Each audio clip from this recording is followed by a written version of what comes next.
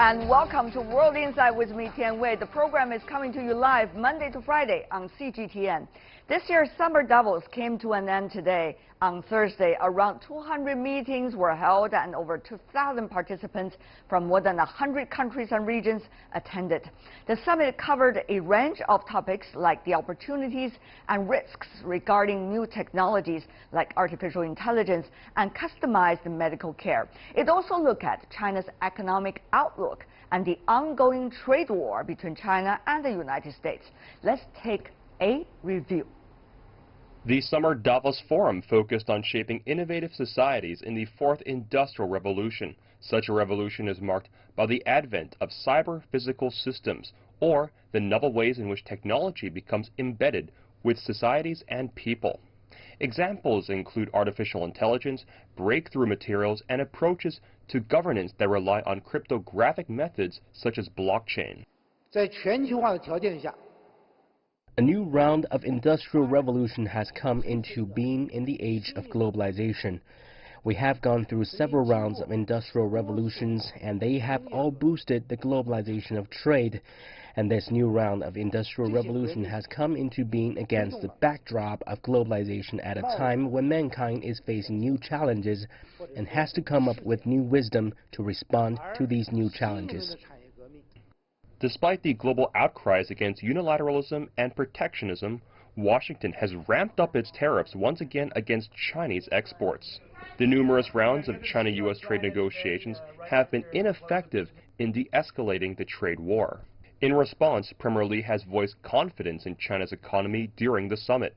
He reaffirmed China's determination to continue opening up its economy and committing to globalization. China's reform and opening up in the past 4 decades is also in keeping with the trend of globalization. In his keynote speech in the Winter Davos Forum last year, President Xi Jinping once again stated China's firm commitment to opening up. China will further open itself at a faster pace. Despite the ongoing trade war with the U.S., China has maintained a strong and steady economic growth. In the past 12 quarters, growth of China's GDP has been stable at between 6.7% and 6.9% per quarter. China is determined to reshape its economic structure and growth patterns from quantity-oriented to quality-oriented, with innovation-based growth drivers contributing over 1/3 to China's economic growth and more than 2/3 of job openings.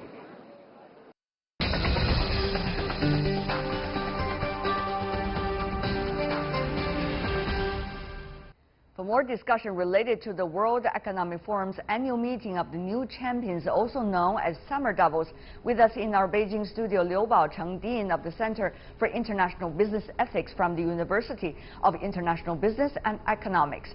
In Hong Kong, we have Hong Hao, Managing Director and Head of Research at the Broadcom International.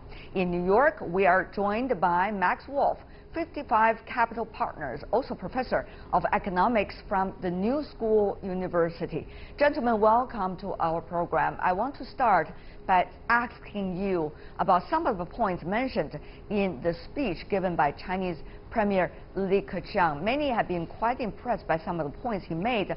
First of all, he's been talking about China's exports. Professor Liu, let me throw in some of the numbers he mentioned. He talked about 40% of China's export goods and 2/3 of China's export goods regarding high-tech products are actually produced by multinational companies operating in China rather than Chinese companies. Is that point important for the ongoing U.S.-China trade war rhetorics? I think he has 2 implications in that. Number one is that he shows appreciation for foreign companies who are operating in China. Although they are here to seek profit, they contribute a great deal to Chinese economic growth and also to particularly to China's export with higher value. And the other implication is that, okay, by penalizing China from the Trump administration, actually they penalize international companies, and in particular, American companies that are harvesting their profit, that are getting engaged with China's development. And on the other hand, also that China is a big manufacturing powerhouse, and we actually import a lot of spare parts, a lot of raw material from third countries. Global supply chain, China is only part of it. And Professor Wolf, from your perspective, how do you see those two numbers? Of course, throughout the speech given by Chinese Premier Li Keqiang, he didn't mention the United States at all. Of course, but before, one day before the speech, it was the United States, the Trump administration, which has announced its decision, so-called to levy tariffs 10% on $200 billion Chinese export to the United States. How shall we interpret the two sides and their very different attitudes? Yeah, so I think the Chinese are beginning to occupy the role that we have very aggressively deserted in the United States, which is the role as of the sort of global system operator and guarantor.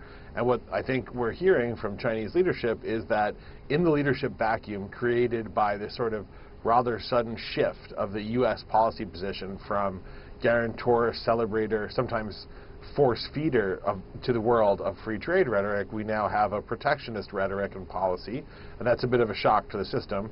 And in that shocked environment, there's a vacuum, and in that vacuum, probably in part as a strategy in the trade conflict, and in part as a long-term strategy to occupy a leadership role in the global economy, we're seeing a decision, looks like, to take the high road, and to take the high road to a higher sort of position in this game where you say, look, maybe the United States has walked away, but we welcome global business, we welcome free trade, we will lower our tariffs, except for against countries that are sort of hitting us with tariffs. So I think it's a sort of subtle, nuanced play. Quite a contrast, some suggest, the attitude coming from China given in the speech of the Chinese premier. Mr. Hong, on the other hand, I mean, if you look at the trade dispute between China and the United States, one of it, at least on the list of the United States, is about high-tech products and also China's scientific and technological development. On that point, the Chinese premier was not apologetic at all. He has been talking about the achievements through China's educational system, research, and also development of IPR. And today, there seems to be quite some impressive results. Mr. Hong, how shall we interpret that? Yeah, well, I think China now spends much more money in terms of R&D as a percentage of GDP than any other countries. And also, every year, the number of patents that China filed is the most of all countries as well. So I think China obviously is making breaking new grounds in R&D and technological invention. So, to say that, much of the technological advance that China has achieved is basically through intellectual property theft is probably a huge overstatement. And I think probably the USI substantially underestimate what China can do in terms of R&D. Does it mean, Professor Wolf, that the two sides are getting ever further apart before the next round of negotiation, if there is going to be any next round of negotiation by the end of September? Yeah, it does not look like folks are getting closer. On the sort of back-channeling, one is hearing, at least in the U.S., a now rising whisper of a rumor that the Trump administration has a grand plan to lower Chinese and global expectations and then negotiate in hopes of at least seeming to pull off some sort of agreement right ahead of our November midterm elections in the hope of using that to solidify Republican opportunities in the election cycle. So it is possible that for reasons of domestic election politics, we'll see a warming here, but it has been cold and getting colder now for a lot longer than the rosy forecast suggested was possible. Also, in the speech and in the discussions related to that speech throughout the Summer Davos, Professor Liu, we have seen quite some discussions about whether the new industry, so-called, the new innovating and also innovation kinds of industry, internet-related, for example, could really bring more momentum to the general economy. Professor Liu, of course, there's not a specific numbers that we can pin down right now, but certainly the Chinese premier is talking about equal treatment and equal opportunities, and these are very important phrases for some of the internet-related, the new technology companies, as well as platform economy, as they say, Professor Liu. Yes, I think now Premier Li is really hit on the right target by really providing equal treatment to all market players. You can really generate fair competition, and so that all market players have a reasonable expectation on what they can really harvest after they put up either intellectual or the financial investment into their endeavor. And in the meantime, China has also benefited from the competition between state-owned firms, private firms, and foreign invested firms, etc. So he wanted to reassure during the current climate that these companies are really given a fair level playing field, right, so that they can really compete on equal basis. Mr. Hong, according to that speech, 1/3 of China's economic growth rate has been contributed by the so-called new drivers, meaning innovation and also improvement-driven economy and sectors. Mr. Hong, as China is experiencing some dramatic transformation in its economic structure, will the so-called new drivers be able to help China solve some of the biggest problems and challenges it is facing right now? Yeah, I would say so. I think now one of the biggest challenges that we're facing really is the aging population. As the Chinese workers, the number of Chinese workers approaching the lowest turning point, the number of working population that is in working to help and support the retired population is actually, the ratio is dwindling. So I would say that by using more and more technology in our production process, it's going to increase productivity, and so we're probably going to be able to use less people to help and support the retired aging population. So I would say that in that regard, I think technological advance is a huge help. But technological advances, can they help with the systematic ills or challenges?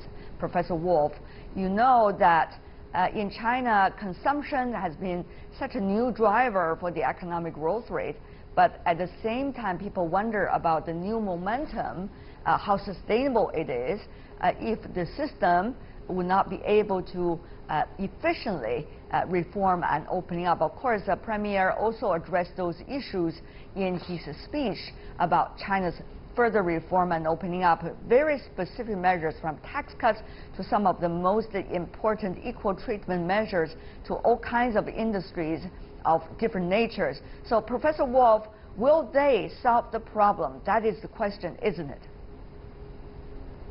Yeah, so I do think there's a lot of prospects. I don't know if the entire gap would be closed, but a significant portion. And I think the real question is, can you have a slow adjustment, because this is a problem that will phase in over time, so there'll be time to experiment and roll out increased policy response. And the question is, can social policy, macroeconomic policy, monetary policy, trade policy, and technology make a plausible transition without a big readjustment? And the answer actually sort of looks to be yes, because that's enough policy levers with enough lead time that it's possible. So there's sort of two questions. Is it possible? I think we have to be optimistic. I think the answer is definitely yes. The harder one is, will we do all the hard choices? Will the Chinese leadership and general public go in for all the changes required? And that's a little bit to be determined, but there's no reason not to be optimistic there as well. Well, Mr. Hong, what's your thought about that, particularly regarding some of the reform measures and measures that the Premier termed as not necessarily enormous stimulus, but measures systematically to kill some of the earlier challenges in order to make sure the growth could be healthy? Yeah, well, I think the direction of a further reform is really towards a more open Chinese economy. I think for the past 40 years, since the reform and open started, many of the local domestic Chinese firms has grown stronger.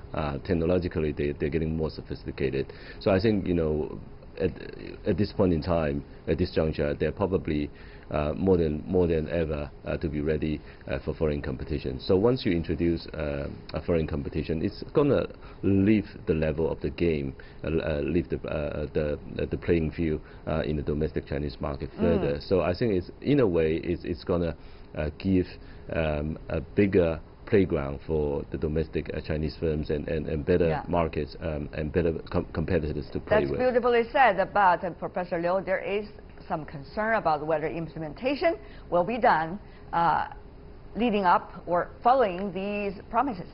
Yes, I think, given all the policy... Which the Chinese leadership also talked about. That's right. Given all the policy and the political optimism, I think the rule of law is still very important to assure that there is a predictable track that companies, all market players, and even consumers can really predict what is going to happen next. And also, by substantially reducing the burden onto companies, it requires not only the central government but the local government, and every branch of the local government should be there to clearly understand the directive and make it a reality for the companies and for the consumers. Well, those words we have heard over and over again, isn't it? The explanation, Professor Liu, you just give. But the issue is about implementation and the efficiency of implementation in order to give the economy a boost in front of challenges. Having said that, though, the Premier did mention some specific wording of things that should be changed. He talked about prudent and yet inclusive supervision. Very interesting, Mr. Hong. If you are looking at China's stock market, if you're looking at China's listed companies, if you're looking at the competitions between the state-owned and private sector, and also international companies, so how should we interpret this prudent yet inclusive supervision? Yeah. I would say that it's already happening in the financial industry. Give me some examples. I think in the past, the insurance industry, the broking industry, and the banking industry, they all have their own regulators. So they're basically minding their own fields. And when they send out new policies and new rules, they more often than not fail to consider in full the impact of these new rules and new orders on other industries. So I think the stock market crash in 2015 is a really good example. So back then, basically, 3 departments are basically regulating their own firms, but there's very little coordination. And I think the result is there for all to see. So I think now we've progressed. This year, since last year, there was a merge of some of the regulatory bodies, and I think there's better coordination at the top as well. So I think it's already happening in the financial industries. Prudent, inclusive. That's the words being used to describe the supervision China aspires to have, Professor Wolf.